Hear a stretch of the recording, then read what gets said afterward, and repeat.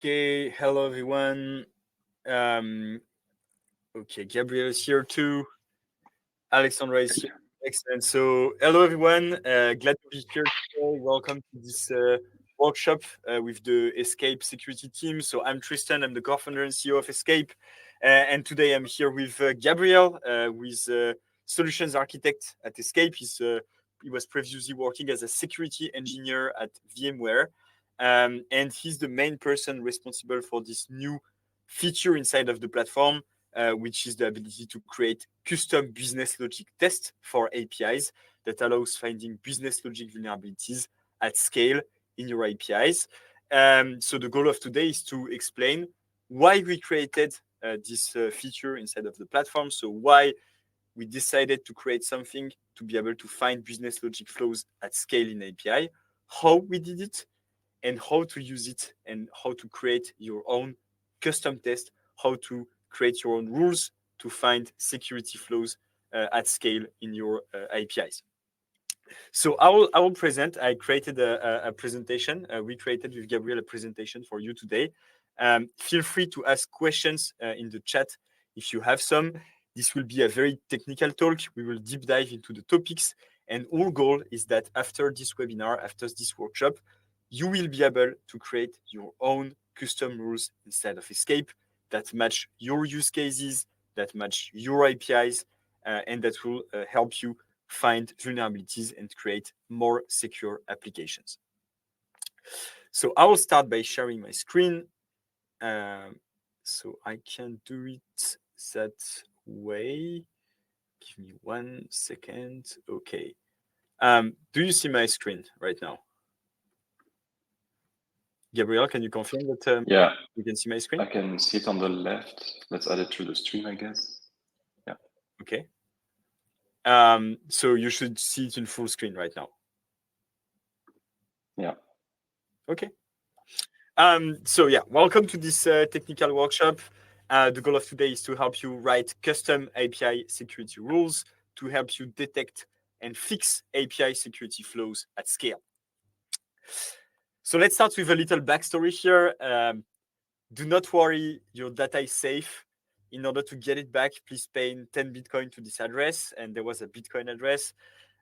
This is a message that I received personally when I was a software developer, a backend developer in an American pharmaceutical company back in 2018.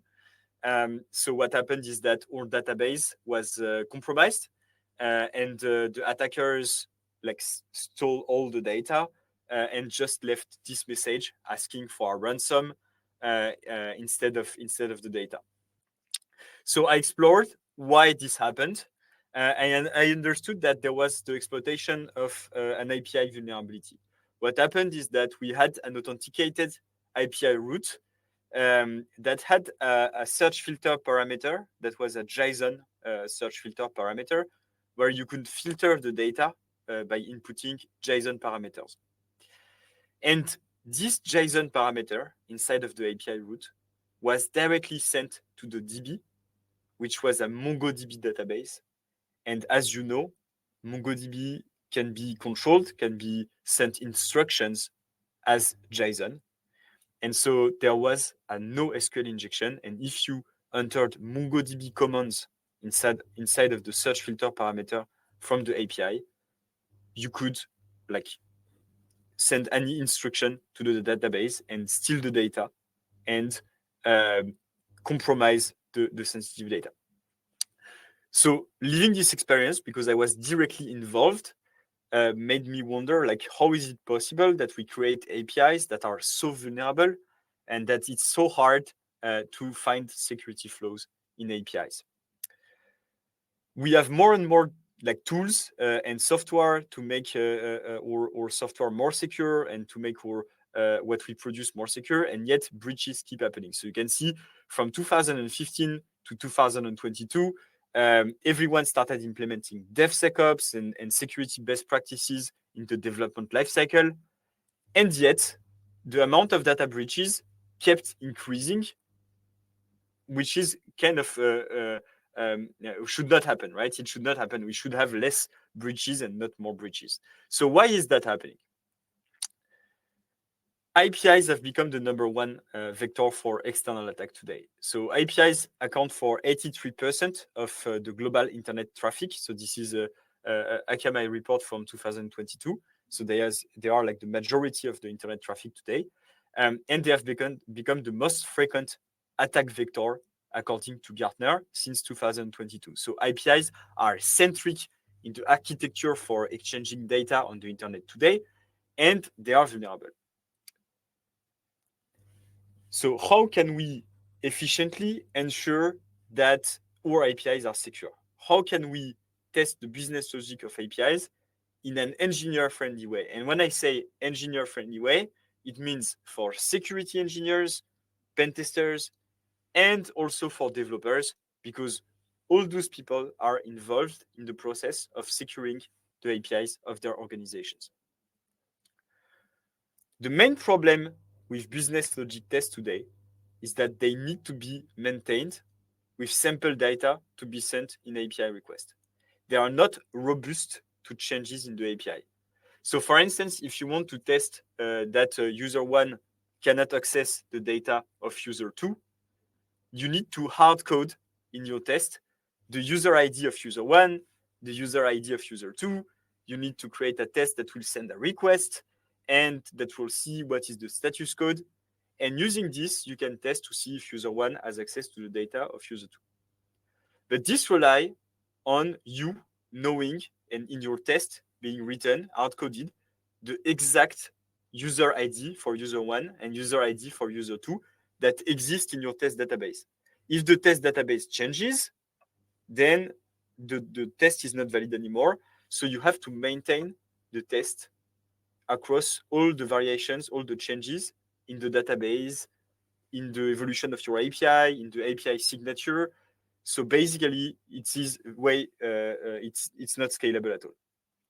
And what sorts than writing test, maintaining test. Maintaining test is not something that we like to do. It takes a lot of time, and it does not have a lot of added value. So we decided to solve this problem by creating a new language for doing business logic vulnerability testing in a simple way, in a developer and security engineer friendly way. And it was a huge technical challenge. It's complicated to create easy to use, easy to write business logic vulnerability testing code. So from now on, I will let Gabriel explain to you how we did this from a technical point of view and how to use it inside of the Escape platform. Because as I said, this is available right now inside of the platform. Sure. Thank you, Tristan. So yeah, to go a bit deeper on the business logic testing and the language we've built. On the next slide, I take a brief definition of business logic from OWASP, where basically business logic vulnerabilities are really in the ways of using your legitimate processing flow of an application, and it has a negative consequence to the organization, of course. And the rule of thumb, ironically, is that you need to really understand the business to understand the vulnerability, and you might find the business logic problem. If you don't understand the business, you cannot see the business flaws, which boiling this down basically means that you may know your code and then you may know your APIs and just how your code is exposed, but truly the top of that pyramid is knowing the features that are exposed and how you can combine them and weirdly expose them and combine them. So pretty much the takeaway here is testing business logic really at scale for a whole company and all of their APIs requires abstractions and abstractions and abstractions, so you can maintain your tests and go deeper on the logic level. So a brief comparison between static analysis and nuclei templates. Truly assessing business logic, you have to describe exactly the vulnerability. You need to hard code things, as Tristan said. You cannot really rely on the API staying always the same. It's always ever changing. And your test is also going to only assess one possible vulnerability of a single route of your application. Making abstractions and exploration is a bit harder. with that templating. The tests rely on variables and resolvers that can evolve and have to be maintained, which you're going to see in the escape language is simplified by the scanner. So consequently, writing, maintaining a good amount of security tests that are targeting business logic for an API, it's quite proportional to how many features, how many possible vulnerabilities, how many fixture parameters that quickly explodes into an unmaintainable amount. And yes, you might make the effort of creating them, but maintaining them is really the hard point. Similarly to threat modeling exercises, it's a never constant battle. And we really wanted to design a language that helps you keep that level of confidence in your testing, pretty much. So when we thought about designing the scanning test language, we took a brief overview of what's current in the industry and what scanners are generally consisting or made of. And pretty much for a scanner, it's first of all an exploration and crawling engine. So what order should we explore the route? How do we get deeper into the API? That's really the core of what the scanner is if you don't add security tests. And then the second point is the injection and detection engine, where you can make pretty much a state machine or a self-maintaining machine with that stuff, because you can replay things, redetect, etc., and dig into your API. And with these two, you can implement detection filters, so like information leaks, reflections, stuff like that, injections, detections, and a few more complex request sequence use cases, so SSRF, for example, or out of band type of tests also. So on the next slide, we're going to cover the simple language blocks we've established for what a test is really for escape. First of all, it's an alert. So that's where you put your informative stuff, your description of vulnerability, the user feedback, maybe remediation, the category, the severity, things like that. The seed block is more to force the scanner. So for those that are familiar with escape, there's also the notion of hot starting a scan. So seed is similar to that.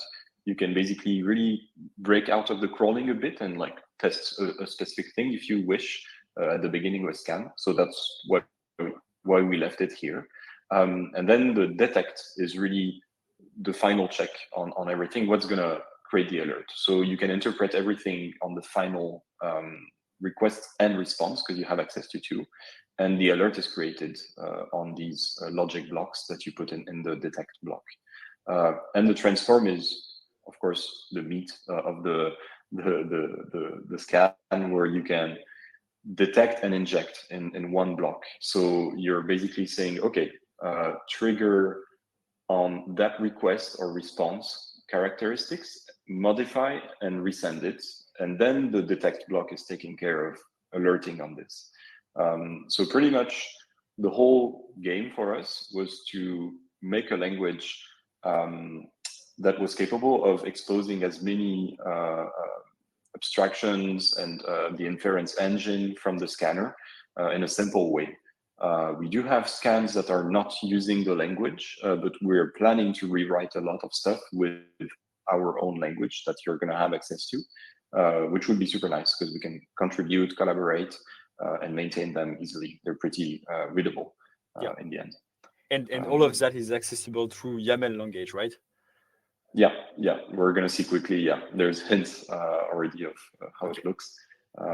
So, for example, operators that we have for both detections and transformations, you can pretty much use a helper to tell you what is the current CRUD.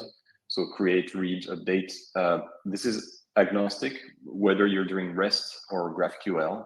It is pretty much inferring what's going on there. So by the operation name, maybe if it's not clear, if everything is a post, but we see that the operation is saying read, we're going to infer the CRUD correctly for you. Status code, of course, pretty bone standard. The duration in milliseconds, if you see timeouts or stuff like that, you can measure that also. the authentication required or not on a specific route, if the request was authenticated, further request is authenticated. Your schema current path reference, so just the slash something in your current request or response, how the response was successful, the helpers.response is successful is doing an inference on the whole response. So even if you tell us 200, okay, I failed successfully, we're going to infer that as an actual error. So it's not going to be successful. So yeah, that's a use case of the scanner that is really nice, like making robust tests. The request user, so you can switch between users if you configure multiple users in your authentication, and your standard headers, body as a text or body as a JSON. And the last one is also extremely interesting. It's the request and response objects, which are all of the inferred objects that we have. So we analyze anything going into the requests and coming back in the response, and we tell you there was an email there, there was a credit card number, or there was your internal token that you told us to look for. And so you can quickly write rules to detect these types of objects and act on these. So that's the whole part of the abstraction for you to do business logic testing. Yeah, exactly. So the goal here, as Gabriel said, was to provide our users and the engineers with an easy way to focus on testing the business logic instead of focusing on the technical details of the API implementation. And that's why the Escape framework, the Escape scanner, is creating those helpers, those already interpreted properties of the request and the response to help you focus on the business logic and not on is it JSON, is it GraphQL, is it REST, is it an email that is present in the response, and so on. We already interpret all of that, and you can focus on the business logic. So, for instance, saying if my response is successful and the schema asks for authentication, but my request was not authenticated, then there is probably a problem. So we can focus on the business logic. Exactly. So here's a quick example of one test you might want to do with exactly the inference of objects. So the first thing is the alert block. So it's describing, okay, an order processing feature has accepted an unreasonable amount. You might want to check that. Severity is high. So what we say is detect if it was successful, if it was a 200. But truly, the interesting part is the transform block right after. So we only trigger the modification when we see that the request contains an object that is named quantity and is of type amount. So that's really the scanner doing the work here of like inferring again on the request and telling us, okay, that request really seems like it was sending a quantity thing, an amount. And we also add a block in the trigger to say, okay, if the schema path reference contained order, so maybe /order/store.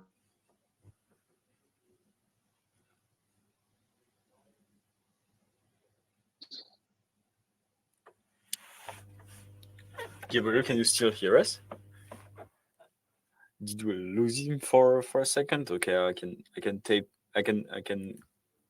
get him back and back up since he's joining again. I'm back. Yeah, okay, I'm back. Great. Okay, great. Where was I? Yeah.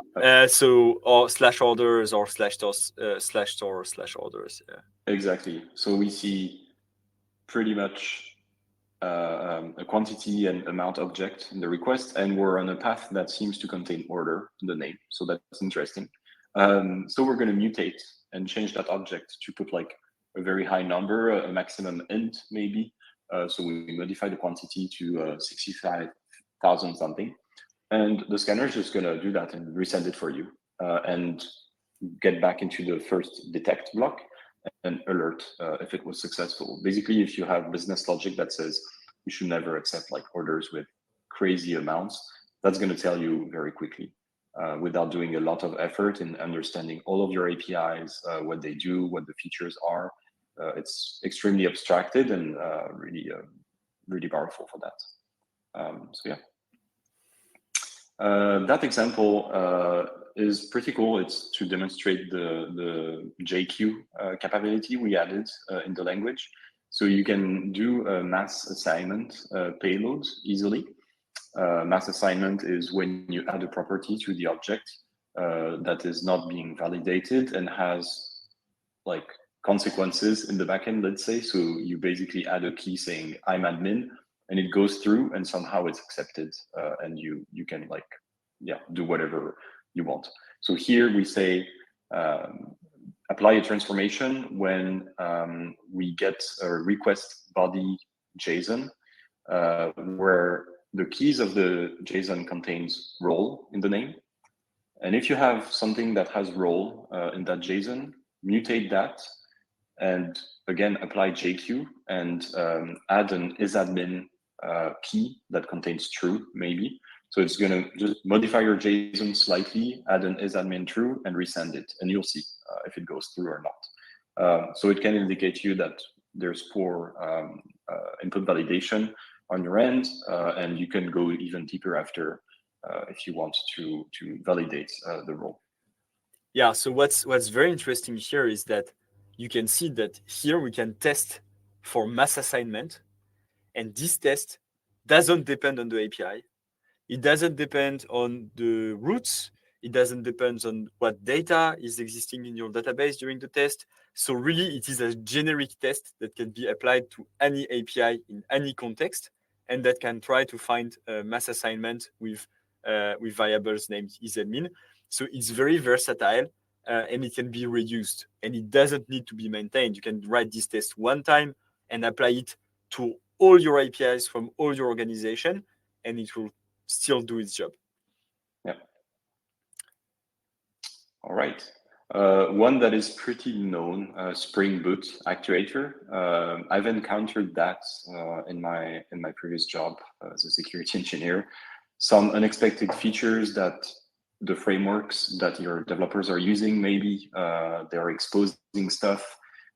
Here we're actually kind of breaking out of the scanner per se, because usually these routes are not even documented. They're not going to be in your API at all. But you just tell the scanner, okay, if you're currently on a scan that is of type REST, break out of that and just mutate the path ref and try to visit /actuator/beans. If it's 200, or if, I don't know, if you go to beans, maybe you want to add another detection to see if it's really exposing exactly something. It's pretty powerful to make like quick assessments on frameworks, misconfigurations, things like that. So really business logic and frameworks and misconfigurations, it's really supporting everything with the language. So yeah, that one is pretty cool. Honestly, it's a pretty nice one. So here the transform block is triggering on a specific route if you wish. Really the interesting part is the mutation block, where we say, if you see that an email is called admin email, so really if the type is email, if we infer that is an email, and the name of it is really admin email, so like it raises your suspicion, you can apply also a regex on that to check, okay, is the domain escape.tech on that email, for example. The mutation then can do a regex replace, and you can reuse the capture group. So you can take just the name in your email, but modify the domain after and replay that. And so you can basically modify on the fly like exact objects that are email and that are in an object called admin email, and check that you have proper email validation and domain validation with a simple block like that, which is pretty readable thanks to YAML syntax. So yeah, it's a quick and easy test just to show. Yeah. All right. And one last one. I mean, we did put a lot. For example, a deletion. So detect that the current CRUD operation is a delete, that the user is not admin, and that the response was successful. Pretty easy and readable, honestly. Doesn't need much more explanation. But if your business logic is supposed to be like that, definitely you can implement it quickly. You configure your authentication, you put that user in, and you check that it's not possible. Pretty This much. is also this kind of rules can be very useful. Is for instance, traditionally in your APIs, all the admin only routes are in like /admin, so they have admin in their path. Then you can quickly create a test that will try to access those routes with a non-admin user and trigger an alert if the non-admin user is actually able to access like an admin route. So these kind of like simple access control checks that are very generic, but very often finding real vulnerabilities because it's easy to forget about access control, can be of high value at scale in your APIs, definitely. Yeah. Perfect. Okay, and last one. No, there is still one. One last one. Yeah, I mean, it's on Let's go for basically it. a play on headers. You can, for example, validate that your APIs are not being confused between V1 and V2 tokens. So you mutate your headers a bit. You can play with these. Yeah, it's a pretty simple exercise, honestly, with this one. I can maybe show what it looks like when you have findings from custom tests on the platform. Yeah, so yeah, you can definitely do that. I'll let you share your screen, Gabriel, Sure, yeah.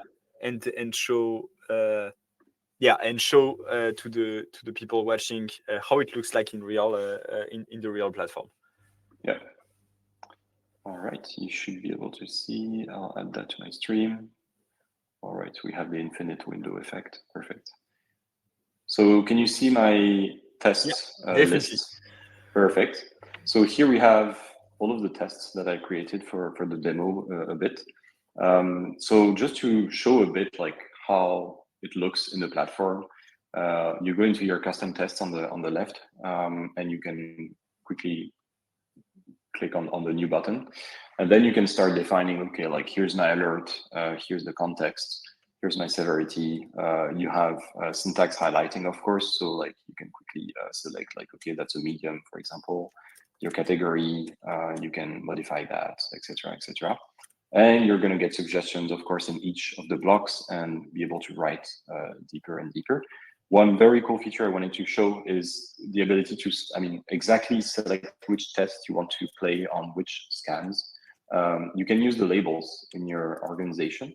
So you can either enable the test for the whole organization, all of the scans, or on a specific label. So you can really target whatever you feel like with your tests. So I have a few here that I can show. I have the Spring Boot Actuator 1. I have a publicly accessible admin route, which is pretty simple. An order processing feature, internal token scalar leak, so you can detect this one. You can enable on all of your APIs quickly and just check, okay, none of my responses from the scan are showing an internal token, and the email domain being injectable. So the first one is going to be the test admin, the admin route without any authentication. So that's how it looks in your platform. You're going to see the name you defined in your alert, the quick description, and basically the details in reproduction. And as usual, we give you the details in there, the requests and the response. So we see here, like there's zero authentication, nothing in the headers. And it was still saying, okay, message, okay, 200. So that's why the check flagged it and raised an alert on the platform. So that's for the first one. Quickly, the internal token. So pretty much same deal. You can define the description for your alert, and it flagged because it saw the int toke underscore here. You can also use scalars if you define them. If you want to define them at the organization level, it's totally feasible. The email validation, same deal here. you can pretty much, just show that, and the Spring Boot actuator right there. So the get was successful, and definitely that's a Spring Boot actuator. Don't try to exploit it; it's a fake one. It's just returning the same thing every time. But yeah, just to demonstrate a bit the possibilities with the language, and yeah, pretty happy with it. All right, I'll stop sharing my screen if you want, Tristan. Yes. So thank you for showing what it looks like in the platform. So basically, we have huge ambitions for the future of this custom testing system. The rules are already live on the Escape platform, and also we just opened a public repository when you can actually share your rules. So I will show this as we speak. So there is this GitHub repository, on Escape's Technologies GitHub, which is called Escape Rules. So on these GitHub repositories, you can share your escape rules to detect even more patterns and collaborate between the community to have like an even more powerful detection platform. So this is one of the projects that we're conducting right now, and that will evolve over time along with the community. And I saw questions on the chat. So on our roadmap, we have the Git synchronization of escape rules that is on the roadmap currently, and bulk import export. So we'll keep you updated. If you want to be updated on the new features on Escape, feel free to take a look at our blog. There is the Escape blog and the Slack community that are the best way to keep track of what's going on and the development of Escape. We have many exciting features that are going on. So feel free to take a look.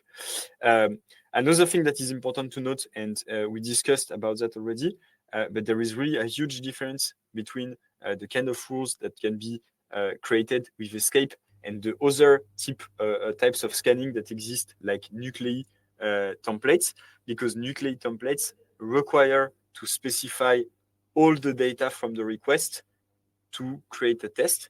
Whereas, as you have seen so far, in the escape context, in the escape rules context, you don't need to specify all the data from the request. The escape engine will generate a request that makes sense for your API according to the information it has, completely automatically, and it will just use your test to test the things that you are specifically interested in. So you don't have to maintain your test. This is a huge difference with the technologies that existed before. We tried to make it as simple as possible using the simple YAML language. We kind of love it, so we already created many rules with the YAML language. Feel free to try it. If you don't have an account on Escape, you can open a trial account and have access to the custom checks. And already, if your organization is a customer of Escape, feel free to check it out. And if you have any questions regarding this, feel free to book a meeting with us. So Alexandra, I know, put the link in the chat of the webinar. So feel free to join the Slack community. Feel free to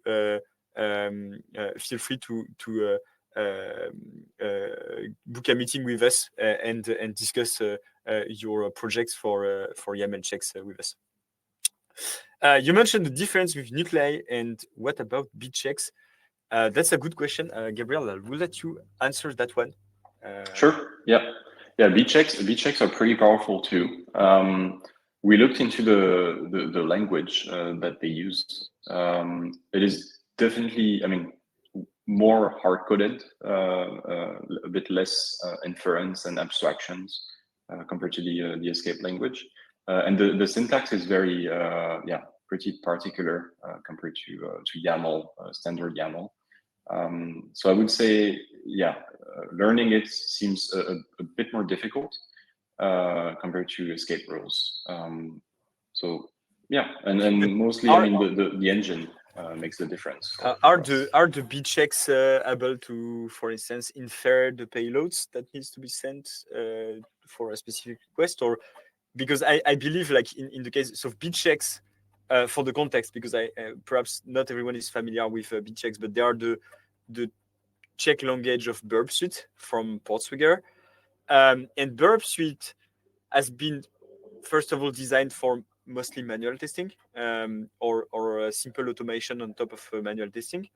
And also it works primarily through a proxy. So you observe the traffic, like you click on the website, you observe the traffic, and then you try to modify the request.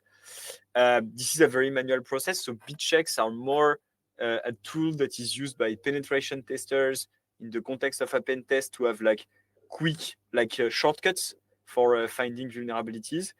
Whereas Escape is more designed for letting the Escape engine do all the work and test a vulnerability at scale on all your APIs, at every update of your APIs inside the CI/CD.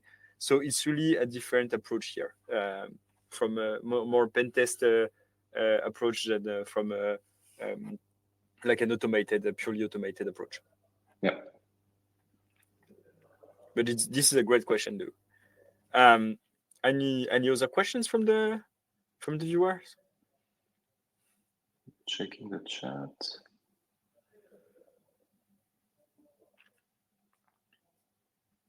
So importing, exporting in bulk, we've answered. Yeah, Git synchronization is definitely on our plan. Yeah. So speaking a bit about the roadmap. So for now, the custom checks are available for the applications that are actually on active scanning with Escape. So when you have in Escape, you have applications, and you can add the custom test for those applications that are currently scanned within Escape. In the future, we would like to offer the possibility to create custom rules for APIs that are in the inventory. So the ability to detect business logic vulnerabilities at scale on all your APIs, even the one you don't know about yet. And this will be one of the major updates that we plan to release in the coming months. So stay tuned about that. This will be an exciting release, and it will be specifically interesting to find like potential vulnerabilities in shadow APIs. So in APIs that your organization don't know or didn't know it had. Yeah. This is a great question, Jeremy. So absolutely. One of the key features of this rule set is the ability to test custom tenant isolation features. And this is very important because tenant isolation is one of the major vulnerabilities that appear in APIs.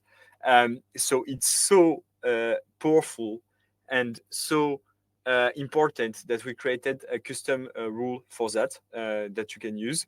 So we will show the documentation. Can you put the documentation, Gabriel, in the chat? That would be interesting, I believe, of the tenant isolation.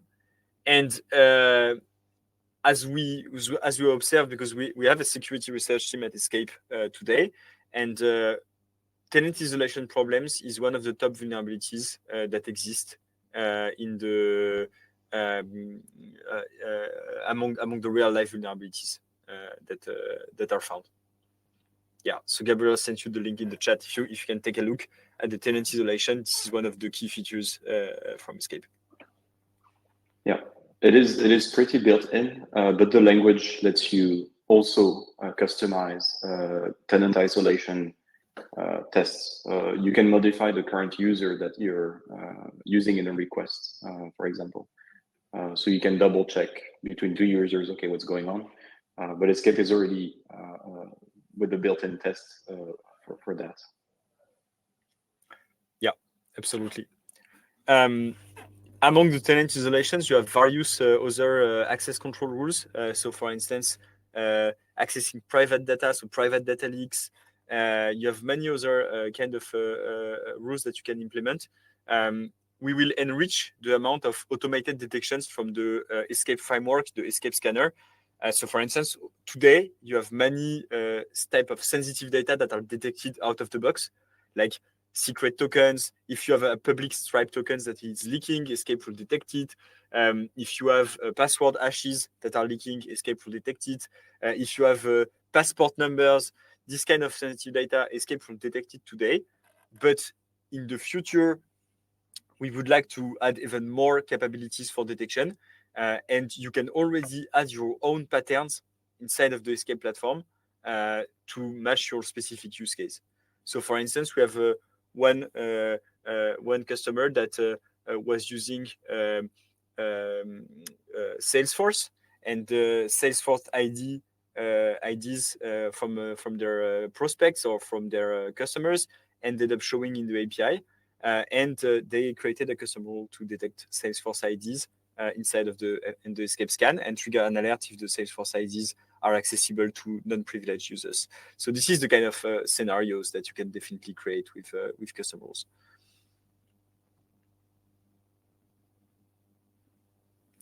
Oh, okay. Definitely one big aspect I wanted to jump on this. A big aspect of custom rules is you can capitalize on your pen testing findings. So you're going to pay for a manual pen test maybe every year, 2 years, it depends. Reproducing the findings often and giving feedback to developers can be pretty painful too. So with the custom test, you can hard code them in your platform and make sure that on every scan you trigger, it disappears, or if it's still there. It's a pretty powerful use case also for that, which is nice. Yeah, definitely. So I would be especially interested. So if in the chat you can put examples. So if you want to see specific examples of, or you have in mind specific kind of vulnerabilities that you would like to see as default examples in Escape, feel free to reach out to us and ask about them, or in the chat or in the Slack, the community Slack of Escape. This is super interesting for us to collaborate with the community on that. We are driven by the community. It's important for us to have the feedback on the vulnerabilities that you would like to see as examples.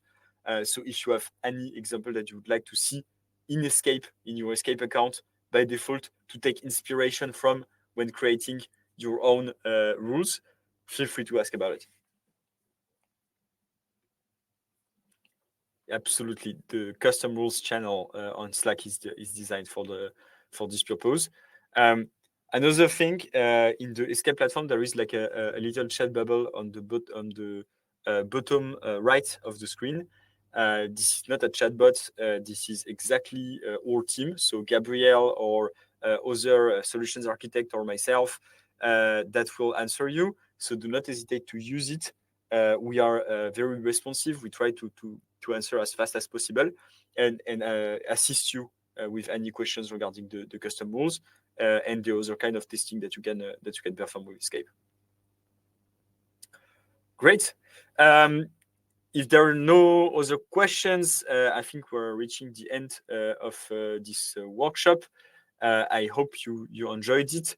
If you have further questions, feel free to reach out to us on the social networks, the Slack channel, and also using the link that Alexandra provided in the chat.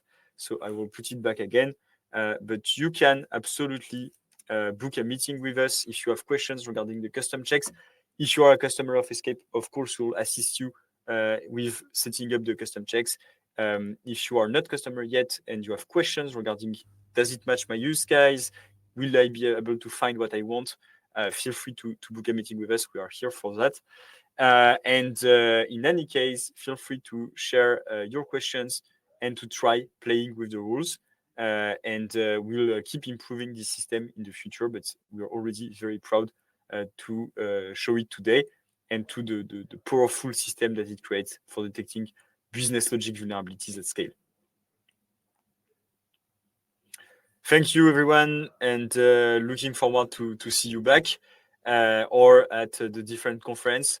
Escape will be participating in several conferences in the future, including RSA conference in San Francisco and the OWASP meetups. So happy to see you there if you can attend. Thank you, everyone. Thank you. Have a great day. Bye-bye. Goodbye. Have a good one. Bye.